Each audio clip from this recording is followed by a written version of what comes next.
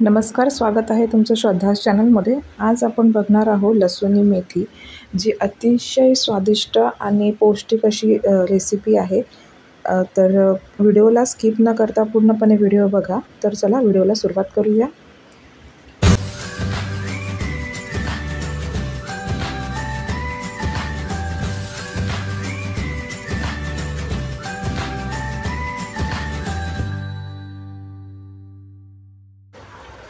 तर लसुनी मेथीसाठी मी इथे एक कढई किंवा पातेले गरम करून घ्यायचं आहे। त्याच्यामध्ये साधारणतः 1 ते 1.5 चमचा किंवा 1 ते 1.5 पळी तेल टाकायचं आहे। तेल हे इथे मी सोयाबीनचं घेतलेलं आहे।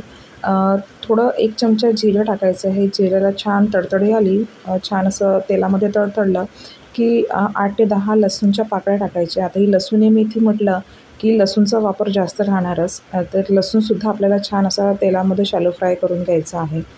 आणि याच्यासाठी आपल्याला लागेल एक मेथीची जुडी, अख्खी जुडी लागेल, कारण मेथी शिजून खूप कमी होते।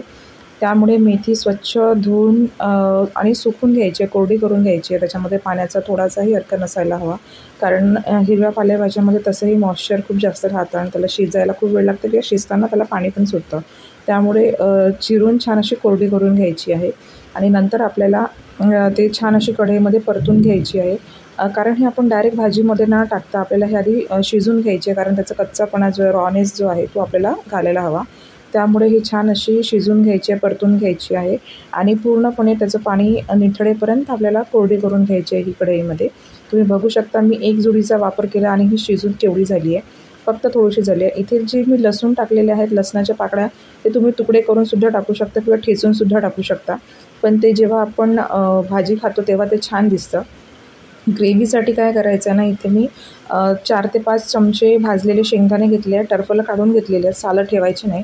तेवढेच प्रमाणामध्ये मी इथे तीळसुद्धा भाजून घेतलेले आहे आणि सोबतच 2 ते 3 चमचे बेसन परतून घेतलेलं आहे।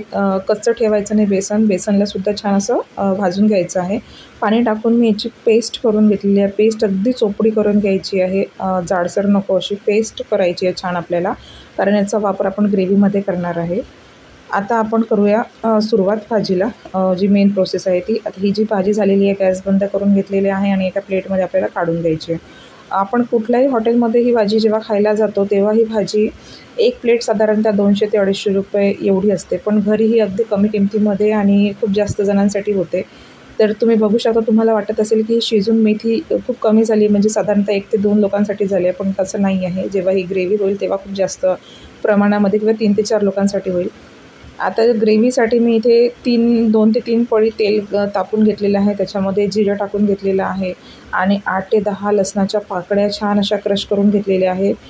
तुम्ही जाडसर तुकडेसुद्धा करू शकता किंवा असे क्रशसुद्धा करू शकता। थोडं परतून घ्यायची आहे। परतूनल्यानंतर इथे 1 वाटी बारीक चिरलेला कांदा टाकायचा आहे। पेस्टसुद्धा टाकू शकता आणि असे बारीक चिरलेला कांदासुद्धा टाकू शकता। तर अशा पद्धतीने छान आपल्याला शॅलो फ्राय करून घ्यायचा आहे कांदा। गॅसची जी फ्लेम आहे ती मीडियमच ठेवायची आहे, अगदी हाय फ्लेमवर नाही करायचं, नाहीतर करपून जाईल आणि तो शिजणार नाही। तर थोडा शॅलो फ्राय किंवा बदामी कलर येईपर्यंत आपल्याला कांद्याला जे आहे ते भाजायचं आहे छान। आता याच्यामध्ये मिरच्या टाकून घ्यायच्या आहे, ऑप्शनल आहे, टाकू शकता किंवा नाही टाकू शकत। इथे माझ्या छान अशा बोराच्या साईजच्या मिरच्या होत्या, तिखट वगैरे काय नसतं, फक्त ह्या शोसाठी आहे। तर हे टाकलं की छान दिसते, बाकी काही नाही, ऑप्शनल आहे, टाका किंवा नका टाकू। तर आता याच्यामध्ये जे घरगुती सुके मसाले आहेत ते टाकून घ्यायचे आहे, जसं की हळद टाकून घेतलेलं आहे, इथे मिरची पावडर टाकून घेतलेलं आहे, तुम्ही जेवढं स्पायसी खाता त्या हिशोबात करा, आणि धने पावडर टाकून घेतलेलं आहे।